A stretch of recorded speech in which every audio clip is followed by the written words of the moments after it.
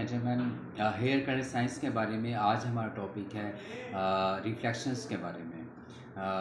Base colours के जो names हैं उन पर तो कंपनी मुत्तफिक हैं, बट फैशन कलर्स के जो नाम हैं वो कंपनीज ने अपनी मर्ज़ी से दिए हुए हैं। फॉर एग्ज़ाम्पल बिल्लू को जो नेम दिया है कंपनी ने वो ऐश, और जो रेड है उसको रेड भी कहते हैं, उसको महागनी भी कहते हैं। जो येलो है उसको गोल्ड के नाम दिया जाता है।